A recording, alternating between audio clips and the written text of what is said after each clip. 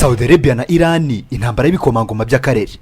Mu myaka magana ishize abami, abasultani n'ibikomangoma byaharaniye ikintu kimwe, gutegeka Middle East.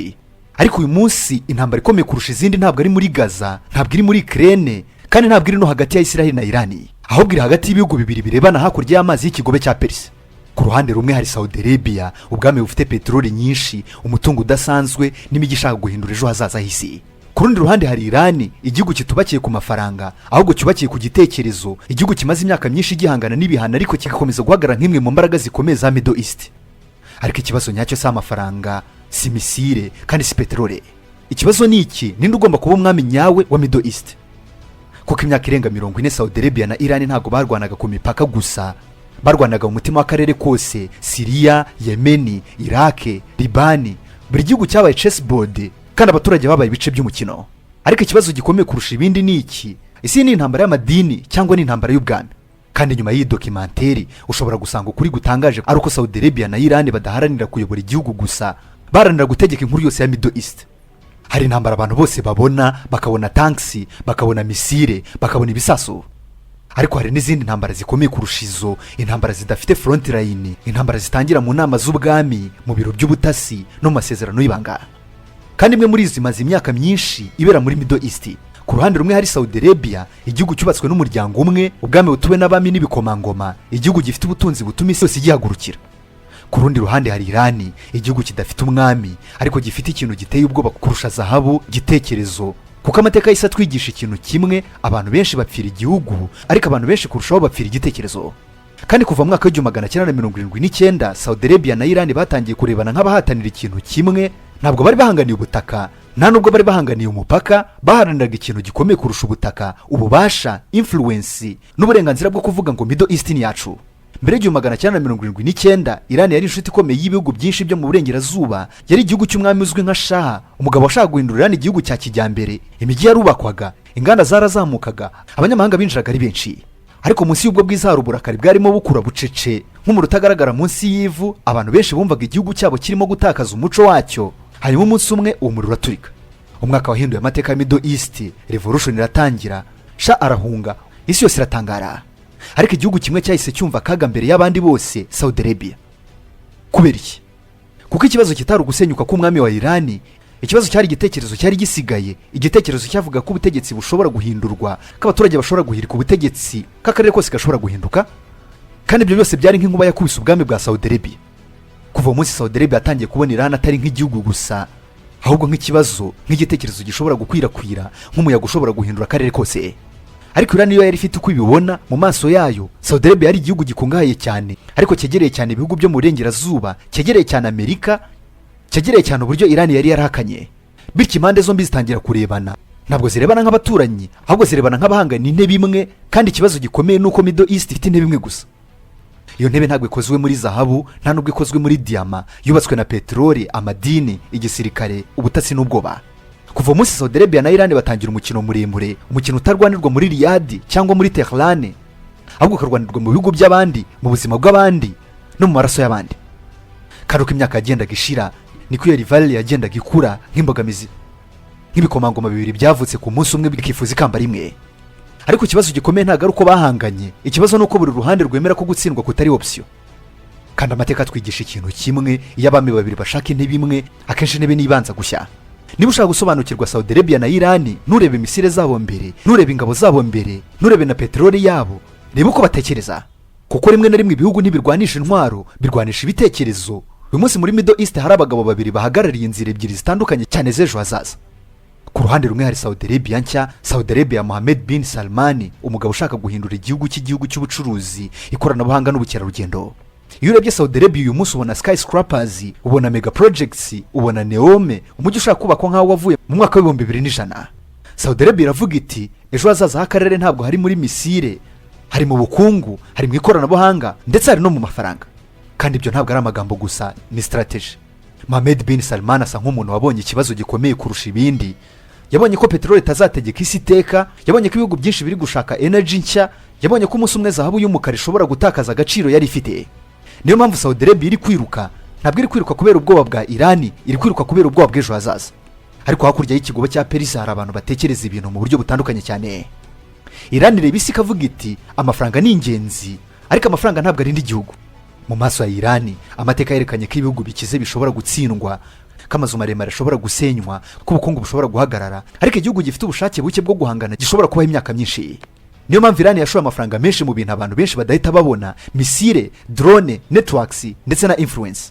mu gihe Saudi Arabia yashakaga imijyi mishya, irani yubakaga uburyo bwo gutuma umwanzi ayitekerezaho kabiri mbere yo kuyitera, kandi aha niho rivalry yabo itangira kuba nziza cyane.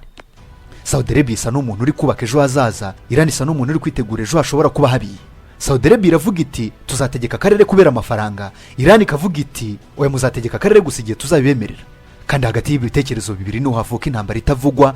ntabwo ari intambara ya misile gusa, ni intambara y'icyerekezo, ni intambara y'ikibazo kimwe gikomeye. ese igihugu gikomeye kurusha ibindi ni icyubaka skyscraper cyangwa ni icyubaka ubushobozi bwo kuyisenya? kuko muri Middle East ayo niyo makimbirane nyayo, kandi uko Saudi Arabia igenda yubaka imishinga ya miliyari nyinshi, niko Iran igenda yubaka uburyo bwo kwerekana ko amafaranga atari yagena ububasha bwose. ariko ikibazo gikomeye kurusha ibindi ni iki: niba Saudi Arabia ishaka kuyobora akarere ikoresheje ubutunzi, Iran ikayobora ikoresheje influence, niba bazahurira niwe uyu mukino uhinduka intambara nyayo. kandi igisubizo kidutwara ahantu h'umuriro kurushaho. ahantu ibihugu byombi byatangiye gukoresha abandi bantu nk'ibice bya chessboard: Yemen, Syria, Iraq na Libani. aho niho intambara nyayo yatangiriye. ntabwo ari muri Riyadh, ntabwo ari muri Tehran, ahubwo ni mu buzima bw'abandi. hari ikintu kimwe abantu benshi batumva kuri Saudi Arabia na Iran: bavuga ko ari abanzi, bavuga ko bahanganye, bavuga ko bashaka gutegeka Middle East. ariko ikibazo gikomeye ni iki: niba bahanganye cyane, kuki batajya barasana imbona nkubone? kuki utajya ubona tanks za Saudi Arabia zambuka umupaka wa Iran? kuki utajya ubona Iran itera Riyadh mu buryo busanzwe? igisubizo kiroroshye, kuko abakinnyi bakomeye ba chess ntibakunda gukoresha umwamikazi imbere, babanza gukoresha ibindi bice. kandi muri Middle East ibyo bice byari bifite amazina: Yemen, Syria, Iraq ndetse na Libani. ibihugu byahindutse chessboard, abaturage bahinduka pieces, kandi abamenye abo bari kure cyane y'urugamba. reka dutangire muri Yemen. iyo urebye ku ikarita Yemen isa nk'igihugu gisanzwe, ariko iyo urebye amaso y'abahanga ba Geopolitics, Yemen ni urufunguzo. kuko Yemen yicaye hafi y'ahantu h'ingenzi cyane ku isi, ahanyura igice kinini cy'ubucuruzi bw'isi, ahanyura amavuta, ahanyura amato, ahanyura n'amafaranga. niyo mpamvu Yemen itigeze iba Yemen gusa, yabaye ikibazo cya Saudi Arabia, iba ikibazo cya Iran, ndetse yabaye ikibazo cy'isi yose. Saudi Arabia ireba Yemen ikabona ikintu kimwe, akaga kari mu muryango wayo. Iran ireba Yemen ikabona ikindi, amahirwe yo kwagura influence yayo. kandi kuva icyo gihe Yemen ihinduka ikibuga cy'umukino. ariko Yemen si yo yonyine, hari igihugu cyahinduye amateka ya Middle East kurushaho: Syria. niba Yemen yari umukino wa chess, Syria yabaye finali y'iryo rushanwa, kuko muri Syria ibigo byose byinjiye mu mukino: Saudi Arabia, Iran, Turkiya, Uburusiya ndetse na Leta Zunze Ubumwe za Amerika. abaturage ba Syria babonaga amasasa, ariko inyuma yayo hari urugamba rwo guhatanira ejo hazaza ha Middle East. kandi hagati yabo bose Iran niyo yabonye amahirwe akomeye kurusha abandi, kuko uko intambara yagendaga ikura niko influence yayo yagendaga ikwira nk'igiti gishora imizi bucece. abantu benshi babonaga ibisasu, Iran niyo yabonaga ikarita. abantu benshi babonaga umunsi, Iran ikibonera imyaka 20 iri imbere. kandi icyo nicyo kintu gitera Saudi Arabia ubwoba kurusha ibindi. ntabwo itinya misile za Iran gusa, itinya patience yayo. kuko amateka twigisha ikintu kimwe: abantu bihuta bashobora gutsinda intambara, ariko abantu bihangana bashobora guhindura akarere kose. hanyuma haza Iraq, igihugu kigeze kuba kimwe mu bikomeye muri Middle East, ariko nyuma y'intambara n'imvururu Iraq ihinduka ahantu buri ruhande rushaka kugira influence. kandi buhoro buhoro Iran itangira kubona icyo yari imaze imyaka ishaka: network. ntabwo ari ubutaka, si imipaka, ahubwo ni network, influence, ubushobozi bwo kugira ijambo mu bihugu byinshi icyarimwe. kandi uko ibyo byagendaga byiyongera, niko Riyadh yagendaga ibona ko ikibazo kitari igihugu kimwe, ahubwo cyari strategic map yose. kuko rimwe na rimwe igihugu ntigitsindwa ku rugamba, gutsindwa nuko gisanga umwanzi yageze ahantu hose imbere yacyo. kandi niyo Saudi Arabia yatangiye guhindura strategy yayo, yatangiye kubona amafaranga gusa adahagije, ko diplomasi gusa idahagije, ko kubaka skyscrapers gusa bidahagije, kuko hakurya y'ikigobe hari igihugu kitari kubaka imijyi, cyari kubaka influence. kandi influence nicyo kintu kigoye kurusha ibindi gusenya. ariko ikibazo gikomeye kiracyahari: niba Iran yari gutsinda umukino wa influence, niba Saudi Arabia yari gutsinda umukino w'ubukungu, ninde wari gutsinda umukino munini kurusha yose: umukino w'ejo hazaza. kandi hano twinjira mu gice gishobora kuba ari cyo gikomeye kurusha ibindi byose: Mohammed bin Salman, Vision 2030, Neom City. ese Saudi Arabia ishobora guhindura Middle East kurusha misile za Iran? hari abantu bubaka igihugu, hari abandi bubaka ubutegetsi, ariko rimwe na rimwe havuka umuntu ushaka kubaka ikinyejana gishya. muri Saudi Arabia umuntu n'umwe: Mohammed bin Salman. iyo urebye Middle East y'uyu munsi, hari amazina menshi akomeye: abami, abaperezida, abayobozi b'ibihugu, ariko hari amazina make ashobora guhindura icyerekezo cy'akarere kose. Mohammed bin Salman ni umwe muri ayo mazina. kuko mu gihe abandi bayobozi batekerezaga imyaka 5 iri imbere, we yatangiye gutekereza imyaka 50 iri imbere. yarebye Saudi Arabia abaza ikibazo cyateye ubwoba: bizagenda bita umunsi itagikeneye peteroli yacu? iki kibazo gisa n'icyoroshye ariko nicyo cyatumye Riyadh itangira guhindura amateka yayo, kuko imyaka myinshi Saudi Arabia yari imeze nk'umwami ufite ubutunzi budashira. Peteroli yatangaga amafaranga agatanga influence ikazana ububasha. Ariko amateka y'isi atwigisha ikintu kimwe, nta bwami bumara iteka bushingiye ku kintu kimwe gusa. Mohammed bin Salman yabibonye mbere y'abandi, niyo mpamvu yatangiye gahunda yiswe Vision 2030. Ariko Vision 2030 se gahunda gusa, iyo ugerageje kuyisobanura mu nteruro imwe wavuga uti Saudi Arabia irashaka kubaho nyuma ya peteroli, kandi ibyo byose bihindura umukino. Mu gihe ibihugu byinshi byo muri Middle East byatekerezaga intambara, Saudi Arabia itangira gutekereza ejo hazaza. Mu gihe abandi bubakaga misile, Saudi Arabia yatangiye gutekereza imijyi itarabaho. Mu gihe abandi batekerezaga gutsinda urugamba, Saudi Arabia yatangiye gutekereza gutsinda ikinyejana. Kandi nta hantu ibyo bigaragara neza kurusha ahitwa Neom. Neom ntabwo ari umujyi usanzwe, ntabwo ari umujyi nk'uwo tumenyereye, ni igitekerezo, ni inzozi, ni ukuri ejo hazaza ukahaza nanone. Uyu mujyi uzatwara miliyari nyinshi z'amadolari, uzaba ufite ikoranabuhanga rihanitse, artificial intelligence, smart cities, energy nshya, bimwe mu bintu bisa nk'aho byavuye muri science fiction. Kandi uko Neom yubakwa, hari igihugu kimwe kireba cyane, Iran. Ntabwo ari ukubera gutinya umujyi, ahubwo no kubera icyo uwo mujyi usobanuye. Kuko Neom ni ubutumwa bubwira isi buti ejo hazaza ha Middle East ntabwo hazubakwa na misile, hazubakwa n'ubukungu. Kandi aho niho ikibazo gitangira gukomerera, kuko Iran ibona isi mu buryo butandukanye cyane. Iran ireba amateka ikavuga iti ubukungu ni ingenzi, ariko ubukungu bwonyine ntabwo burinda igihugu. Imijyi ishobora kubakwa ariko ishobora no gusenywa. Niyo mpamvu Thailand yakomeje gushora imbaraga mu bintu bitandukanye. Ntabwo yashoraga muri skyscrapers, yashoraga muri deterrence. Ijambo rito ariko rifite uburemere bukomeye. Deterrence bisobanuye gutuma umwanzi atinya no gutekereza kukugira nabi. Kandi Iran yubatse strategy yayo yose kuri icyo gitekerezo. Niyo mpamvu rivalry yabo isa n'ibintu bibiri byaturutse ku mibumbi itandukanye. Saudi Arabia iravuga iti reba ibyo turi kubaka, Iran ikavuga iti reba ibyo ushobora gutakaza. Saudi Arabia iravuga iti ejo hazaza n'ubukungu, Iran ikavuga iti ejo hazaza n'umutekano. Kandi hagati y'ibitekerezo bibiri niho hari intambara nyayo. Ntabwo ari intambara y'amasasu, ni intambara y'ibitekerezo, ni intambara yo gusobanura uko Middle East igomba kuba imeze mu myaka 50 iri imbere. Kandi uko imyaka ishira, ikibazo kirushaho gukomera. Ese abaturage bazakurikirana igihugu kibabwira uko bakungahara, cyangwa bazakurikirana igihugu kibabwira uko bakomeza kugira ijambo mu karere? Kuko amateka twigisha ikintu kimwe gitangaje, abantu bashobora kugira ejo hazaza ku mafaranga, ariko bashobora no kubakira ejo hazaza ku bwoba. Kandi izo mbaraga zombi zihuye, havuka ikintu kimwe gusa, rivalry ishobora guhindura akarere kose. Ariko hagati y'ibi byose hari ikintu kimwe gitangaje kurusha ibindi. Mu myaka mike ishize, Arabia Saudite na Iran batangiye gukora ikintu umuntu atari yiteze. Batangiye kuvugana, abanzi bamaze imyaka irenga 40 bahanganye batangira kwegerana. Ariko ikibazo gikomeye ni iki? Ese ni amahoro nyayo cyangwa ni ikiruhuko mbere y'igice gikurikira cy'umukino? Ariko rimwe na rimwe abakinnyi bakomeye ba Chess nibahagarika umukino, bimura gusa ibice byayo. Amahoro cyangwa ikiruhuko? Iyo abanzi batangiye kumwenyura, hari ikintu cyabaye muri 2023 cyatumye abahanga benshi ba Geopolitics basigara barebana. Saudi Arabia na Iran abamaze imyaka 40 bahanganye batangiye kongera kuvugana, bemeranya kongera gufungura ambasade no gusubukura umubano wa diplomasi.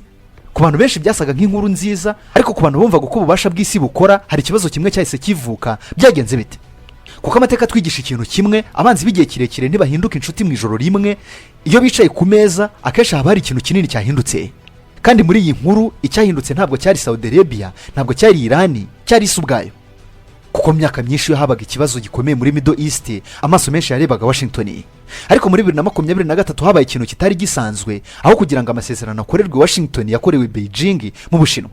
Kandi icyo gice cy'inkuru gishobora kuba ari cyo gikomeye kurusha ibindi byose, kuko ikibazo kitari guhuza Saudi Arabia na Iran gusa, ikibazo cyari ubutumwa isi yari imaze kwakira. Hari umukinnyi mushya ugeze ku meza.